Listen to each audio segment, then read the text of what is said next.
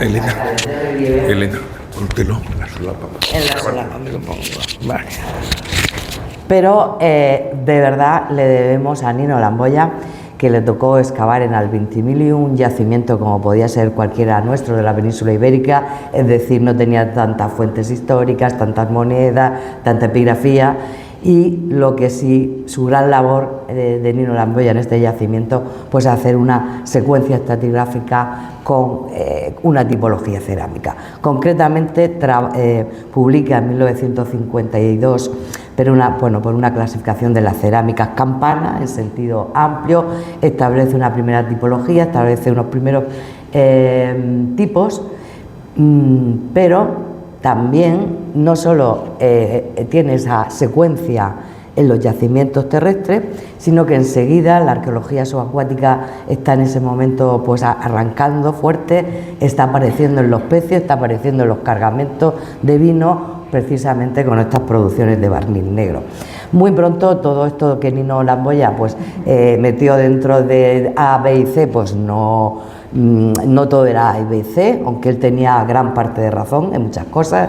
Se trabajó en tratar de aislar cada taller, no siempre era fácil, también comenzaron a publicarse todos los repertorios de difusión, como los que Bach en Liguria, Pi en el Golfo, San Martín en Ampuria y Cuadrado en el Cigarralejo, que es como siempre pionero, y ahí publicó las primeras campanienses de la necrópolis del Cigarralejo, y también se empiezan a estudiar centros de producción que se identifican bien en Ibiza, que se identifican bien por San Martín en Rosas. Con todo ello, Morel, que ya llevaba tiempo trabajando en las campanienses, pues publica las cerámicas campanienses La Forma, que son dos tomacos así que están destrozadas en todos los museos arqueológicos, porque siempre se utiliza para clasificar, y realizó una clasificación excesivamente compleja. Muchas veces vais a haber citado a Morel, la tipología de Morel con la de Lamboya para aclararnos más rápidamente, ¿de acuerdo? Pero sí que puso en valor que había muchos talleres, que en la península itálica había muchísimos centros de producción, pero no solo allí, ¿no? También en todo este periodo lo que se veía de mucho interés es esas cerámicas de barniz negro, el valor que tenían como índice cronológico.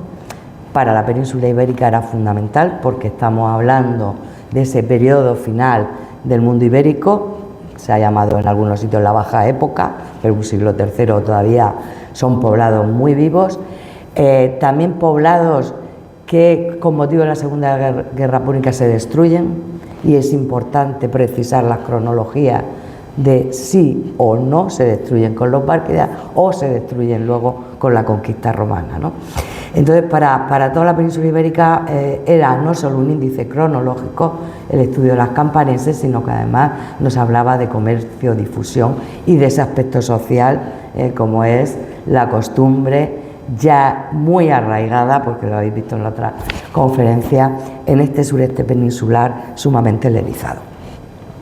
Estos son dos seminarios que se hacen en el año 98 con esa preocupación de ver todas esas facies de cerámicas campanienses que nos aparecen y otros contextos en el siglo III al segundo, y también en Ampuria se celebra a continuación otra mesa, otro seminario para poner en común pues todo el siglo II, que también es muy amplio, y siglo I, habría que ver si esto tenía que ver con las guerras de Catón, de Sertorio, y había que ordenar también todo ese material. Y bueno, y más recientemente se ha publicado este manual, porque la cerámica campaniense, aunque es muy conocida aparentemente, pero sigue teniendo pues ese valor.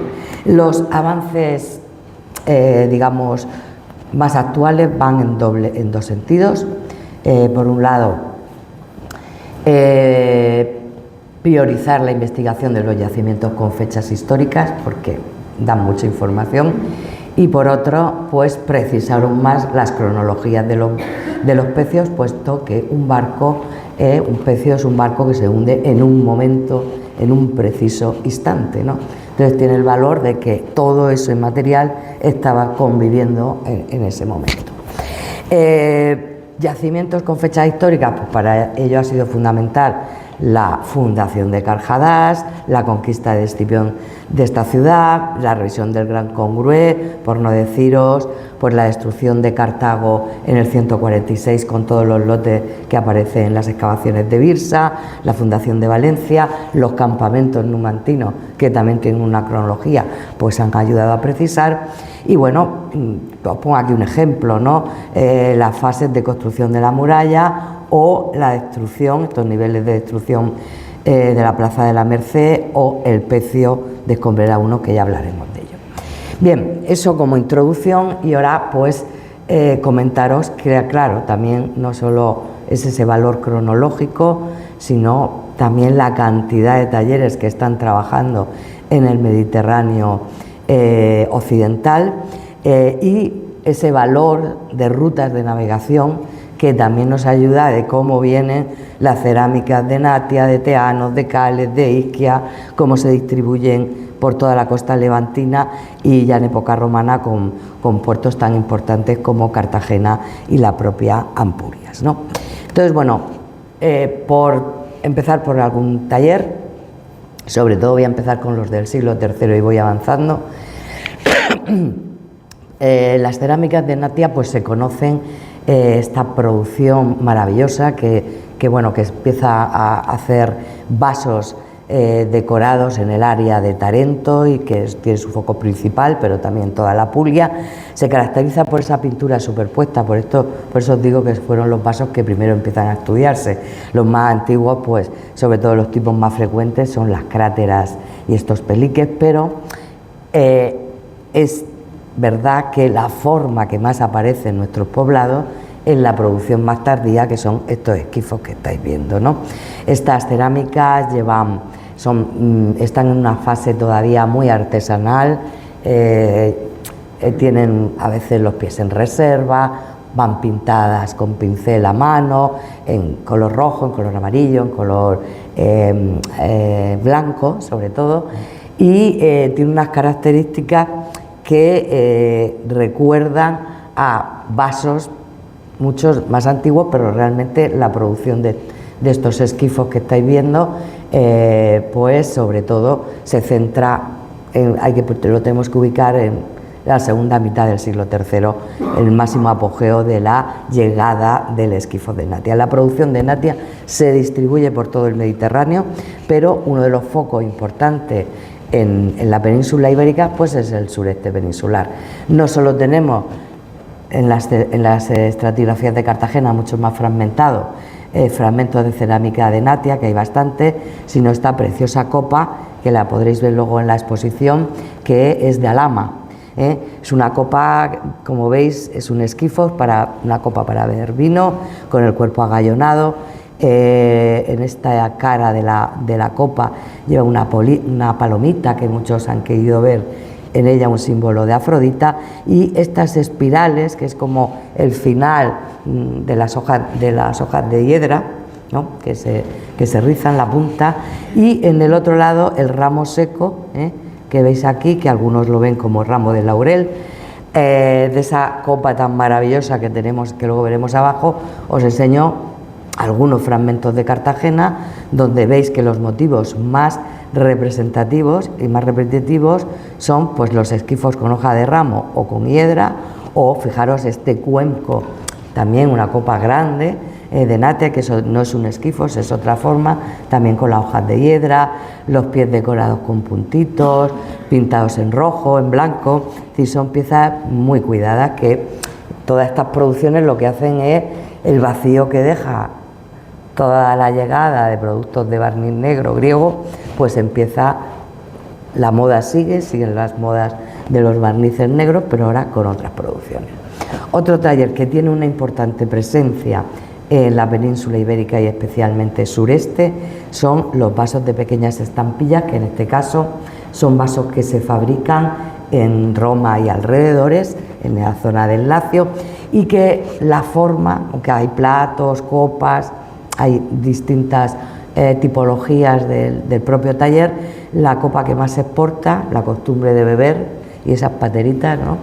Es la copa 27, la copa que estáis viendo, bien con decorada con 4 rosetas, como el de la tumba 27 de aquí, del Cabecico del Tesoro, o bien con una roseta única o rosetas en paralelo. Los ejemplares de arriba son de Cartagena. De estas piezas se podía haber puesto alguna en la exposición, porque con la otra producción de la zona etrusco-lacial, todo esto es complejo, es la quilis en forma de asas de oreja. Lo estáis viendo ahí, son vasos con pastas claras, con mucha influencia en los vasos metálicos. Se le llama así porque tiene las asas en forma de oreja, ¿lo veis? Y decoraciones con ruedecilla, donde se alternan flores de loto con palmeta, y como veis es una producción bastante presente en Cartagena en contexto de 209 a 175, aunque el 175, digamos, es la fecha de mayor difusión de esta cerámica. Asociada a este grupo, aunque a veces empiezo a tener ciertas dudas, tenemos este caliciforme que forma parte de la exposición del vino, que tiene una gran influencia de los vasos metálicos. Volvemos a tener pastas claras, esos barnices metalizados, bien definidos, y fijaros cómo lleva la decoración de ovas, el puntillado, el asa en forma de serpiente, en el dibujo casi lo veis mejor, y estos pies con el apoyo trípode, ¿no?, que también es muy frecuente en cales. Y también es frecuente el caliciforme, aunque no lleva las decoraciones ni el asa de serpiente que de momento conozcamos, pero hay un trasiego de gentes, de alfareros, que están trabajando en esa zona etrusco-glacial. Una vasito, yo entiendo que sería para algo ritual, ¿no?, porque es como muy cuidado, tiene un asa, hay que beber, desde luego se vería el fondo, se verían las ovas, en fin. Del área noroccidental destaca, como os decía, el taller de rosas, que a nosotros también nos favorece en el sentido de que es un fósil director para unas cronologías muy precisas del siglo III. San Martín distinguió, digamos, como 3 tipos dentro del taller de rosas: el taller de las 3 palmetas radiales, el taller de las palmetas radiales sobre bandas de estría y el taller de Nikiaion, que es el alfarero que sellaba pues estos vasos, ¿no? Aquí hay 2 formas bastante repetitivas, como es la copa cuenco, la ambolla 26 o la copa 27, con una cantidad de piezas tremendas del Cabecico del Tesoro. Todas las que estáis viendo forman parte de un trabajo que publicamos José Miguel García Cano, Carlos García Cano y yo, del Cabecico del Tesoro, riquísimo en cuanto a este tipo de producciones. Ahora veis aquí, porque vierais otras formas, esta pieza de Cartagena con la palmeta entre bandas de estría, una palmeta súper cuidada. Es posible que sea uno de los fragmentos que tenemos más al sur de esta producción. Y luego el taller de Nikiaion, con esos sellos en griego. Copas, copas y copas, no me he metido con los platos, ¿vale? Volvemos a la península itálica por ir cerrando el siglo III. Y aparte de cales, que lo veremos, las cerámicas de Teano, volvemos a otra producción artesanal, cuidada, que utiliza en la decoración, incisión y pintura, ¿no? En torno a esta copa con un borde esvasado, ¿verdad?, pues lleva pintura, pero lleva incisión. Aquí estáis viendo, es la copa más representativa que nos aparece en todos los contextos del sureste. La que estáis viendo abajo, casi idéntica a la de arriba, es del Cabecico del Tío Pío. Hay una completa del Cabecico del Tesoro de la tumba 176, que también es una maravilla. No sé si la has podido ordenar y la has visto ya. Es una pieza muy bonita. Y aparte Volvás también está localizado. Y de Cartagena, con pintura en blanco, rojo, incisión, todo un lote que corresponde a niveles fundacionales. En este mapa veis como ese sureste, la vía de penetración ya abierta por el Segura, también tenemos que poner desde luego en esos momentos el puerto de Cartagena, que es un gran centro de consumo y está recibiendo productos de teano, de cales, de natia, de pequeñas estampillas, pero que también los vemos en Alhama, el Cabecico del Tesoro. Bueno, estáis viendo la dispersión, ¿no?, de este mundo del sureste, ¿no?, tan helenizado.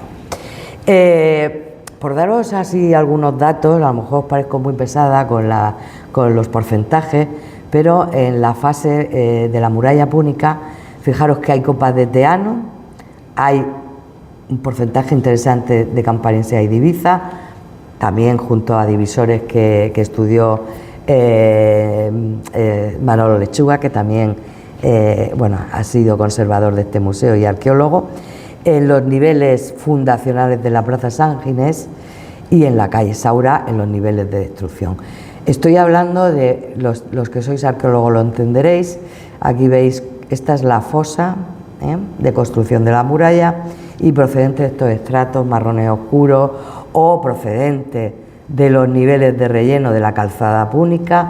Fijaros que ese es el decumano de la calle San Ginés y debajo habría un decumano púnico, pues procedente de cómo se rellena, ahí es donde aparecen las cerámicas de teano y las cerámicas de natia.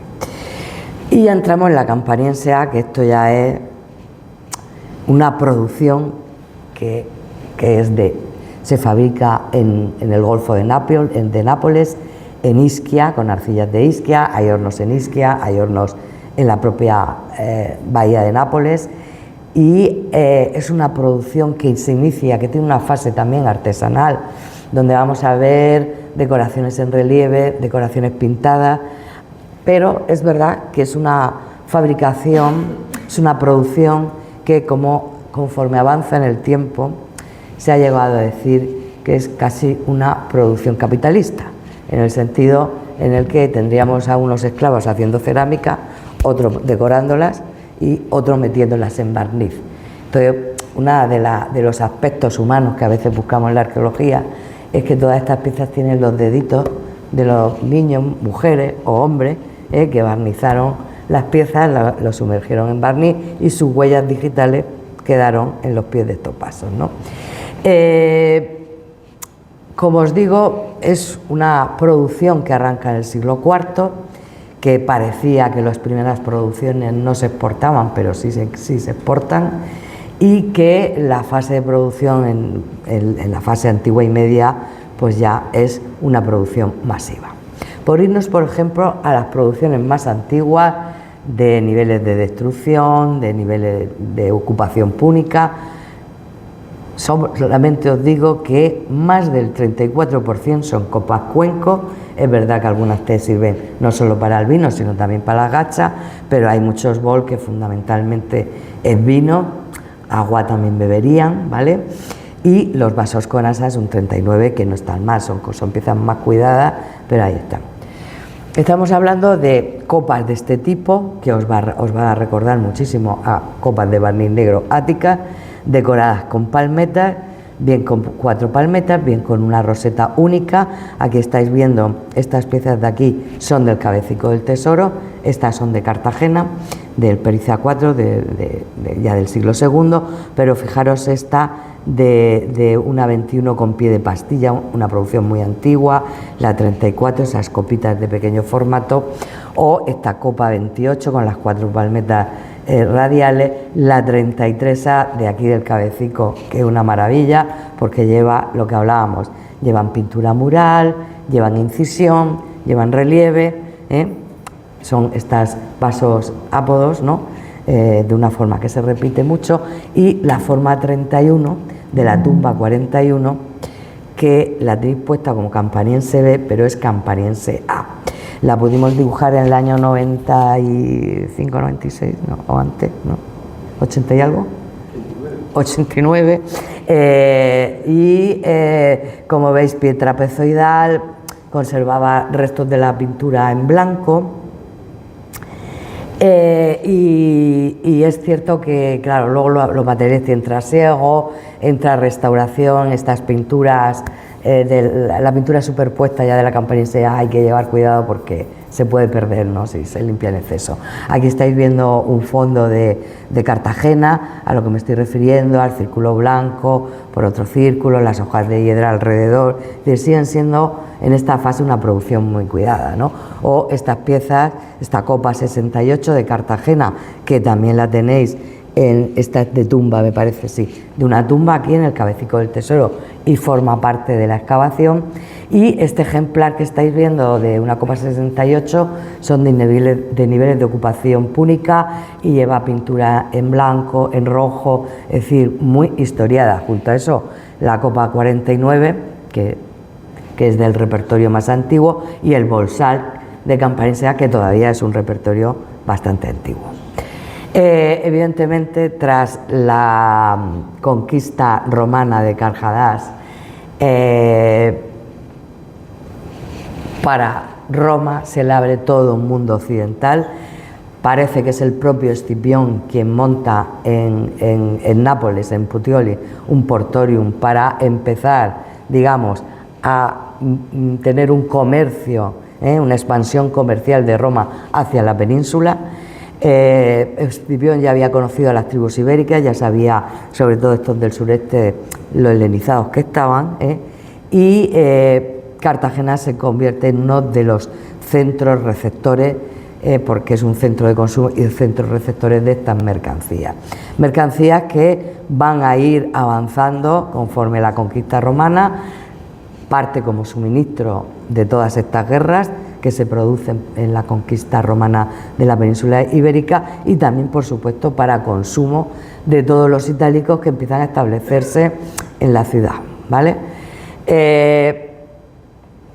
Toda esta expansión comercial va trayendo las cerámicas para beber, para comer, la vajilla fina al uso. La metálica ya lo visteis que era muy cara, lo frecuente pues son estas vajillas cerámicas, y esto va siempre acompañando a los vinos. O sea, lo que viene, que eso echaba en falta, Carlos, alguna ánfora de vino que se vea que es que realmente era una venta de vino espectacular, ¿no? Es que hay barcos con 500 ánforas de vino, de greco-itálica. Los vinos más famosos en este periodo son del Ángel Campano y del Ángel Falerno. El vino de Falerno aparece hasta en el Satiricón, ¿no?, como uno de los vinos maravillosos. Y aquí tenemos pues estas áreas de producción, tanto, bueno, la zona de Nápoles, con Ischia, Puteoli lo veis aquí, Cales en esta zona con sus vinos maravillosos, y todas esas producciones nos están llegando al sureste. Tanto en tierra, las tenemos verificadas en estratigrafía, las tenemos verificadas en el Cabecico del Tesoro, y os pongo aquí un ejemplo del Pecio Escombreras I, que lleva un cargamento de más de 200 ánforas de vino en ánfora greco-itálica, en ánfora del área campana, de esas dos áreas, tanto de Campania como de Falernus, y que conviven en este cargamento cerámicas campanienses con cerámica de Cales. Cales es un gran centro productor. Barrón dice que es uno de los grandes centros alfareros de la península ibérica. Igual que la campaniense tiene una evolución, pues la cerámica de Cales es igual, tiene una producción más artesanal, con estos vasos, los vasos, las fiales mesonfálicas, vasos rituales. Luego continúa con una cerámica pues más sencilla, como la campaniense A, que hubo muchísima complicación con esta producción, porque donde primero se identifica, o a la par se identifica, es en la colina de Visa, en las excavaciones de los franceses, y consideraron que podía ser barniz cartaginés, con lo cual también estábamos contentos porque era como seguirle la pista a esta gente. Y así lo publicamos en el año 88-89 que hicimos el trabajo, ¿no?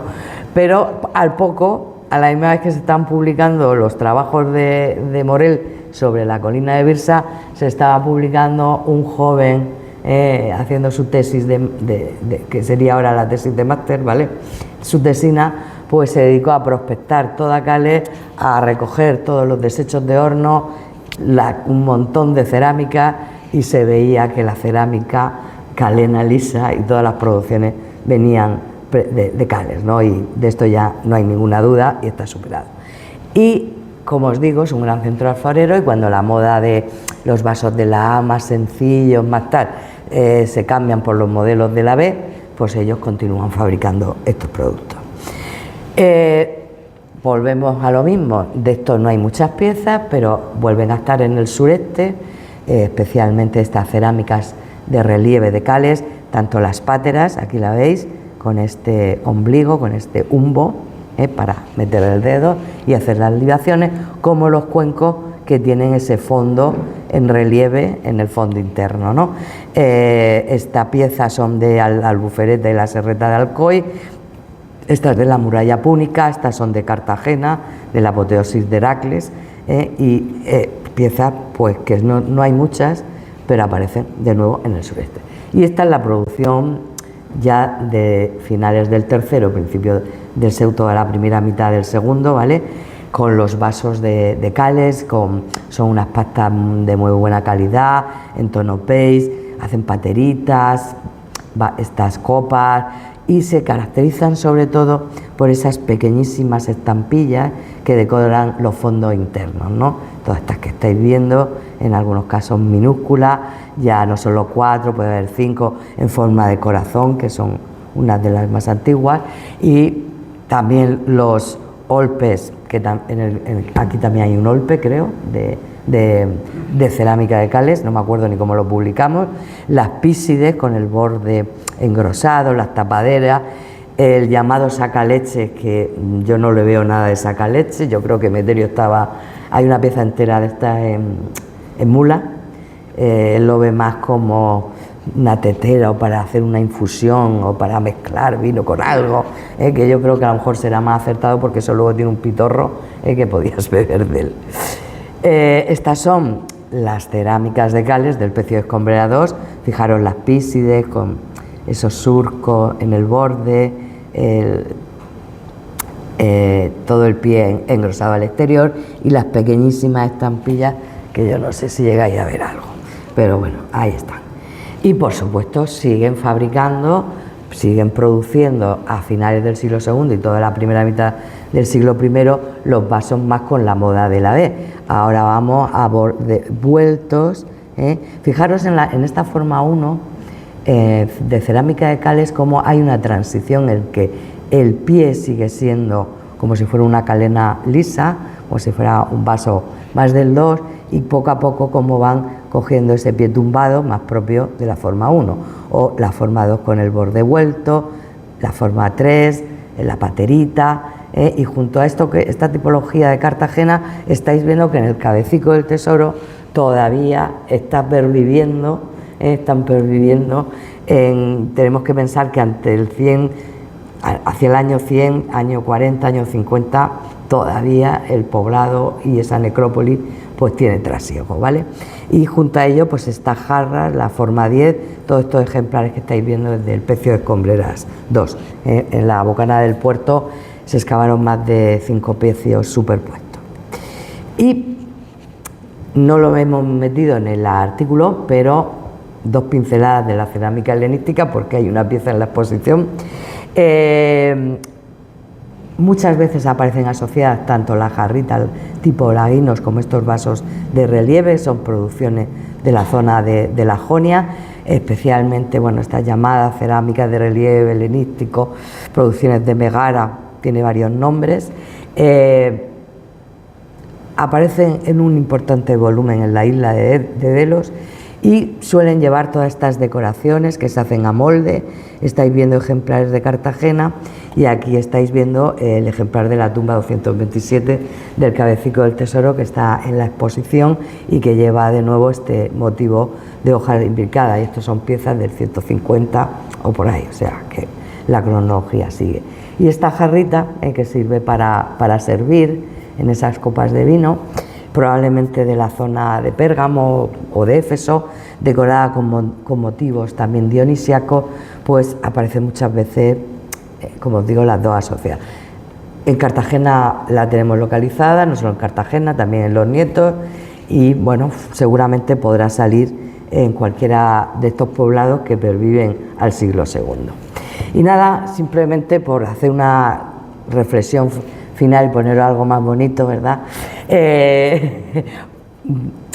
Decir que todos estos vasos, toda esta costumbre de beber vino, de disfrutar, tiene, como habéis visto en algunos vasos, algunos tienen un aspecto más ritual, tenemos esa parte de religiosidad y otro más del placer de beber en lo social, ¿no? Bueno, estáis viendo, está preciosísimo estarnos de Nápoles, ¿verdad?, del Museo de Nápoles, con la imagen de Dionisio, la estatua de Dionisio de madera colocada en su altar.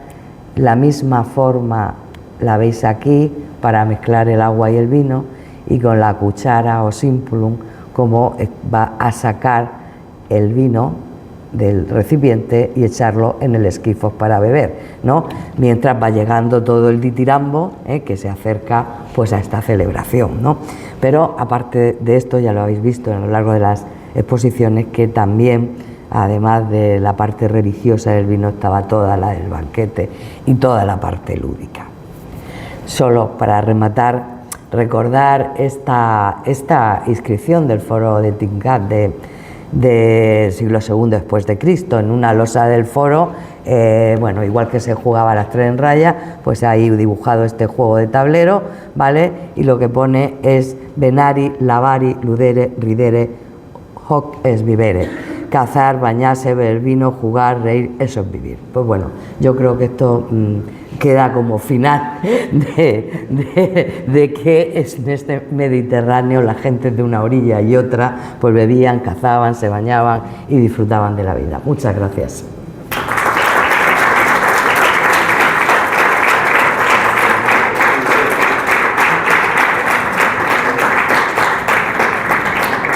Bueno, la cerámica es un tema muy duro, pero si tenéis alguna pregunta, pues yo estoy... Ahí, venga, Carlos, dale. Yo tengo mis preguntas. Pero bueno, primero decir que las ánforas pues estuvimos discutiendo si sí, si no, y era difícil conseguir todas las formas antiguas, y la mayoría de las que disponíamos eran romanas ya muy tardías, mientras que la exposición se centra en un periodo más antiguo, y al final pues estaban pensadas, pero por todas estas discusiones pues acabamos no poniendo ninguna Lo entiendo, pero es que claro, todo viene con vino. Claro. O sea, los vinos griegos eran también tan famosos que vienen con las cráteras a Los Nietos, por ejemplo, ¿no? O sea, claro, sí. Y esto igual, esto es o sea, los pecios que os he puesto van cargados de ánforas de vino, más luego todo el material ahí arropando el cargamento. Yo quería ponerla, pero ya. En las discusiones hay que ponerse de acuerdo. Yo lo que quería preguntarte es ¿hasta qué punto crees que la llegada de los cartagineses influyó en el comercio de cerámica del sur de Italia? Porque a veces parece que a lo mejor no se conoce eso. Pues algunas veces han dicho, es que en pleno conflicto cómo iban a comerciar, pero es que lo que no se nos olvida es que Aníbal estuvo 14 años en la Magna Grecia, y entonces yo creo que lo que estaba haciendo también era cargar en el puerto vino y suministros para las tropas que tenía en Hispania, en Iberia, perdón. Entonces, a ver, por un lado, no está roto en ningún momento, o sea, la zona de Campania tenía libertad comercial con Cartago, con lo cual ellos se vendían mutuamente. Por tanto, a Cartagena Púnica te puede llegar vía Cartago o vía Cartago, o vía, si está Aníbal controlando esa zona, te puede llegar también, porque en pleno conflicto, que era un poco, al principio decían, en pleno conflicto, los barcos comerciales y tal, pero no, porque la ruta hay conflicto, pero todavía los romanos están bajando a Ampurias para acá, ¿sabes? Y son 14 años, los que está, si no me falla la memoria, que está dando vueltas por allí. Sí. Y sí, o sea, el mundo, o sea, la ciudad púnica, la ciudad bárquida, vamos a hablar con propiedad, a ver, la producción que sale de Cartagena es de las minas de plata que se están explotando desde el siglo V y IV y más antes, o sea, antes y sobre todo en época púnica y a gran escala ya en época romana, claro. Según Estrabón hay más de 40.000 esclavos trabajando ahí en las minas, ¿no? Y luego, ¿cuál era la que te quería yo comentar? O sea, y entonces es un centro de consumo, es una población que ya es helenizada como cualquiera población indígena y que tiene ya un contacto de tiempo con los púnicos, o sea, entonces los púnicos están igualmente helenizados. Es que parece que los púnicos son otros extraterrestres, pero las tumbas del cuarto, del tercero tienen, y las que tienen ajuar tienen vasos griegos, y todas las producciones que tenemos en Cartagena están también presentes en Cartago. Entonces, pero algunos vasos, por ejemplo el de la serpiente, ¿ese es anterior a la llegada de los púnicos o está ahí? Yo creo que el vaso está a caballo. Puede ser más antiguo, puede ser del tercero, pero es que es un vaso del tercero. Yo creo que es un vaso del tercero. Porque además nos ha salido ahora un fragmento en Cartagena de las ovas. Y la arcilla parece más de Cales y sale en un contexto de época púnica. Yo deduzco que hay una continuidad desde los golpes magno-griegos que nos están llegando desde el siglo V hasta el siglo III, que luego ya la llegada de los... Claro, en el siglo III empiezan a repetir modelos, a copiar, son productos, como has visto, más artesanales, pero pronto empiezan a hacer producción, unas de mejor calidad o con mejores arcillas, pero no quita que son producciones. Hay muchos que piensan que la campaniense hay un momento que es una producción sobre todo destinada a vender.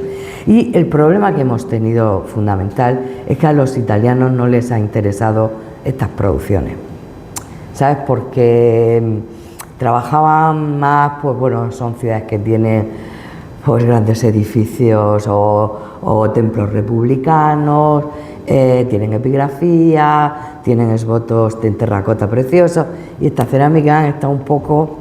Entonces también eso ha costado trabajo porque se ha tenido que montar parte del estudio pues con lo que con las estratigrafías y con los pecios de la zona de la península ibérica. Yo